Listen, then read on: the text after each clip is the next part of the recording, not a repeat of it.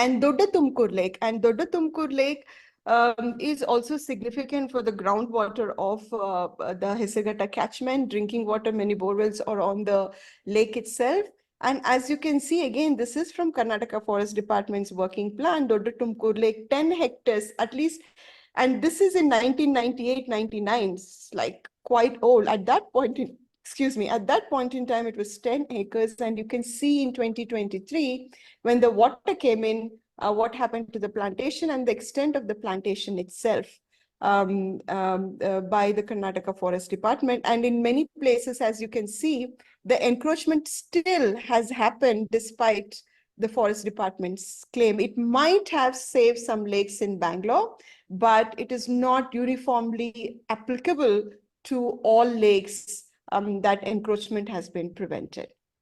It's a very conflicting issue for us because the trees are there, then the desilting, the illegal sand mining might have stopped.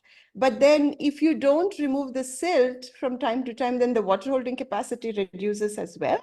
So then there's a water storage problem. So it's sort of, we have to navigate those as well.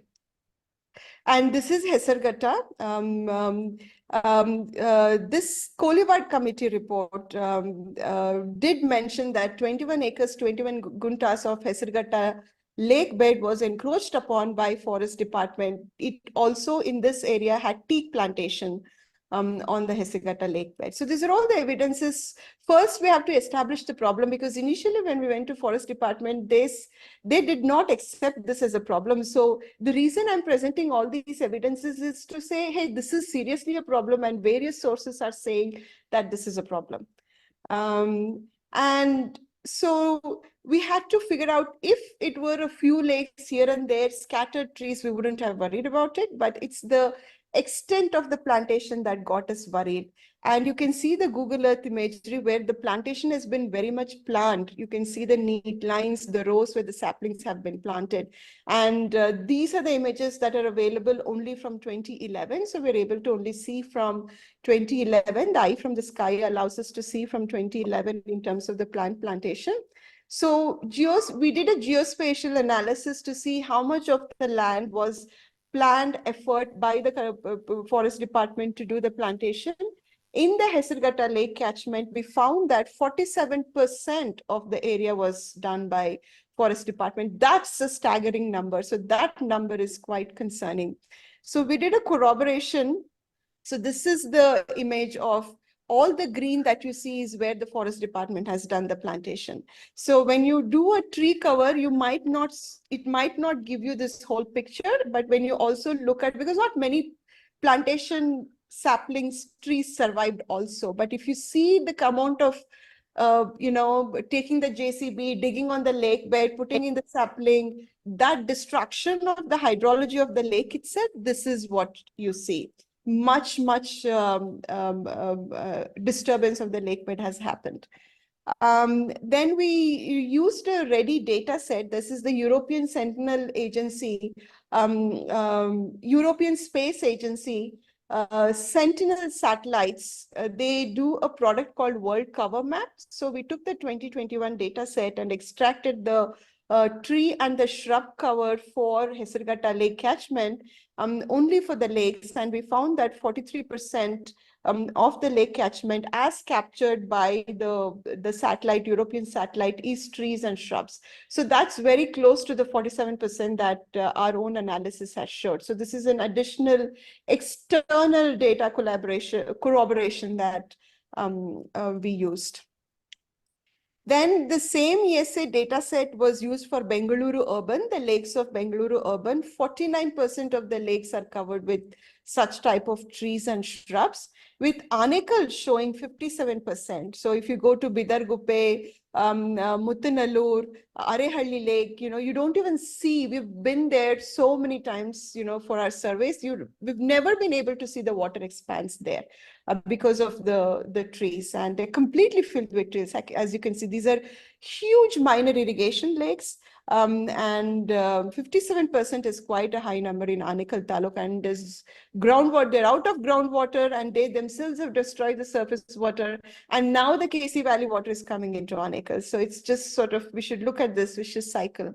Bengaluru rural 40%, and Chikballapur 35%. So the numbers go on. So this establishes the scale of the problem itself. Then we also want to be clear, because we know that especially the urban elite loves trees, and they do prefer trees over water.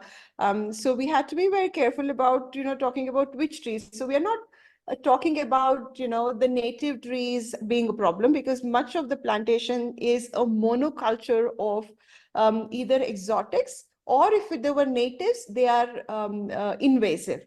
So, for example, Acacia nilotica, which in Kannada is called Karijali, is a native species planted deliberately by Forest Department, and they still continue to plant that, is an invasive species. It's a prolific seed producer. And when these invasive species are on the lake bed, like the farmers explained to us, and we understand it conceptually as well, as the silt washes in from the catchment into the lake bed, that silt is very fertile, right? And it has the proper amount of water and moisture. So when there's bird dropping of the seeds, and the tree itself is a prolific producer of seeds, and it spreads all over the lake bed very quickly. So that also has to be kept in mind here, is that some of it is planted and some of it has been spread because of the choice of the plantation and the location of the plantation, which is a fertile ground for spreading. Then there's Acacia auriculiformis. Again, it's not a native, and it also has a tendency of becoming invasive. So there is a mixed information on this. There is a group of people who say it is not invasive, but it could potentially be invasive in high rainfall years. But then, given the environmental conditions of that particular lake itself, it seems that it has a potential to be invasive as well. And we all know about eucalyptus and the silver oak. And Prosopis juliflora, unfortunately, in our report, we had reported it as planted it by KFT. We are going to issue a correction and a revision saying Prosopis juliflora is an invasive species. It's called Bellari Jali. It has taken over the lakes of Hesarghatta Lake catchment.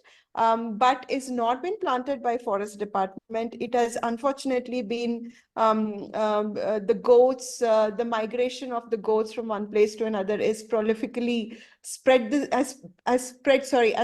seeds, and sort of it's now taking over the lakes, and that must be removed from the lake beds, because this is very, very dangerous. And this particular species is one of the top 100 invasive species in the world, and must be addressed in terms of removal from the lake bed itself.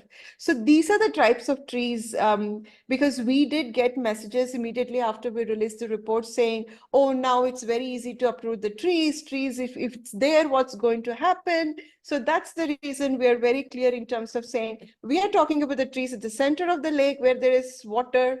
Trees should not be there. And we're also talking about very particular species of trees for removal. So I'm sort of establishing that right now. And where did this idea of planting actually come from? So it came from the Lakshman Rao Committee report, which was in the 1985. And this report, this effort was done to protect the lakes of Bangalore, which at that point was getting encroached, getting built up upon. So it was a recommendation of the Lakshman Rao Committee report, as I've highlighted here.